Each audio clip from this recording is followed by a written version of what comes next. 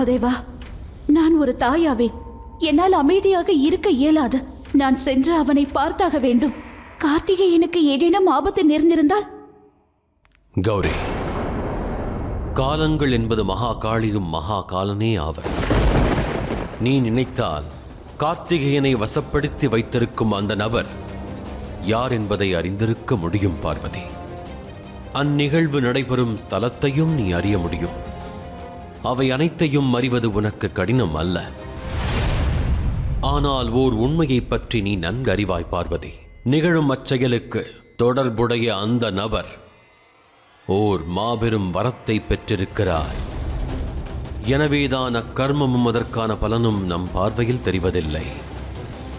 அந்நபர் பெற்ற வரத்திற்கு நாமும் மதிப்பளிக்க வேண்டும்.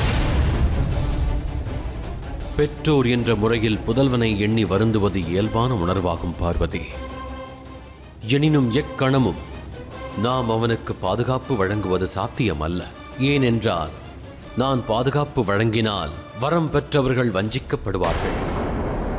இது கார்த்திகேயனுக்கான பரீட்சையாகும். தக்க சமயம் வரும் வேளையில் மகா காளியே இச்சங்கடத்தை தீர்த்து விடுவாள். சங்கடங்கள் தோன்றுவதன் ஆரம்பம் மகா காளி, அதை முடிப்பதும் அவளே.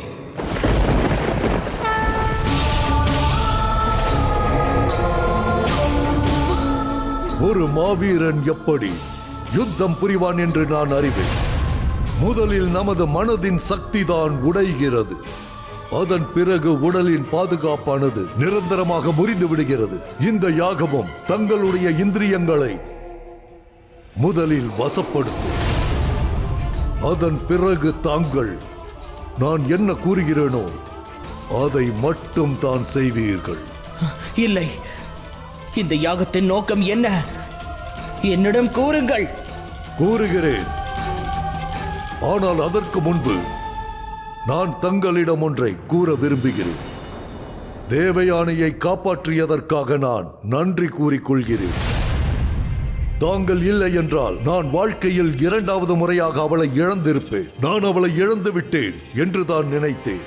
அது ஏற்கனவே என் வாழ்க்கையில் நான் ஒருவரை இழந்ததைப் போலவே இருந்தது. என் சாம்ராஜ்யத்தில் முன்பொரு முறை ஒரு பெண்ணின் புதல்வி மிக கொடிய நோயால் பாதிக்கப்பட்டிருந்தாள். அந்த பெண் தேவேந்திரனுக்காக தவம் இருந்தாள், வேண்டிக் கொண்டாள். ஆனால் தேவேந்திரன் காக்க வரவில்லை. அவளுடைய புதல்வி இறந்து விட்டாள். இப்பொழுது கூறுங்கள் கார்த்திகேயா, அந்த சிறுமியின் மரணத்திற்கு யார் பொறுப்பு? தேவராஜா இந்திரன். அந்த சிறுமியின் மரணத்திற்கு அவரே பொறுப்பாவார். தாங்கள் கூறுவது உண்மைதான். அன்று ஒரு அரசனாக அந்த சிறுமியை காப்பதில் நான் தோல்வி அடைந்து விட்டேன். ஆனால் அன்று நான் ஒரு சபதம் செய்தேன். அதற்கு மேல் இந்த விடயங்களை நானே பார்த்துக் கொள்கிறேன் என்று. ஏனென்றால் நான் தேவராஜா இந்திரன் அல்ல. அவரை போல் என் கடமைகளிலிருந்து என்னால் ஓட இயலாது. அப்படித்தானே கார்த்திகேயா? தாம் கூறுவது சரியே ஆகும். உங்களுடைய பிரஜைகளை காப்பது உங்களுடைய கடமையாகும். உங்களுடைய செயலுக்கு நான் உறுதுணையாக நிற்பேன். தங்கள் பதிலை கேட்க மிக நன்றாக உள்ளது. தாங்களும் இப்பொழுது என் பிரஜைகளை காக்க தயாராக இருப்பது எனக்கு மகிழ்ச்சி. என்னுடைய விருப்பமெல்லாம் பஞ்சபூதங்களை நம் வசம் வைத்துக் கொள்ள வேண்டும். முதலில் பஞ்சபூதங்கள் மீதான தாக்குதல், பிறகு கார்த்திகேயனின் புறப்பாடு. இந்த இரு சம்பவங்களுக்கும் சம்பந்தம் இருப்பது போல் தோன்றுகிறது மகாதேவா. கௌரி, பிரபஞ்சத்தில் ஒவ்வொரு மனிதரும் அசுரரும் தேவரும் உயிருள்ள உயிரற்ற பொருட்கள் பஞ்சபூதங்களால் ஆனதாகும். அந்த பஞ்சபூதங்கள் படைப்புகளை இயற்கையோடு இணைய வைக்கிறது. இப்பஞ்சபூதங்களில் எவற்றிற்கேனும் தீங்கு விளைந்துவிட்டால் ஒரு நபரின் மதியானது மயங்கிவிடும். இந்த பிரபஞ்சத்தில் ஒவ்வொரு உயிரும் மற்றும் பொருட்களும் பஞ்சபூதங்களாலேயே இயங்குகிறது. நான் அவைகளை என் கட்டுப்பாட்டுக்குள் வைத்திருந்தால் அந்த குழந்தையின் மரணம் நிச்சயம் நிகழ்ந்திருக்காது.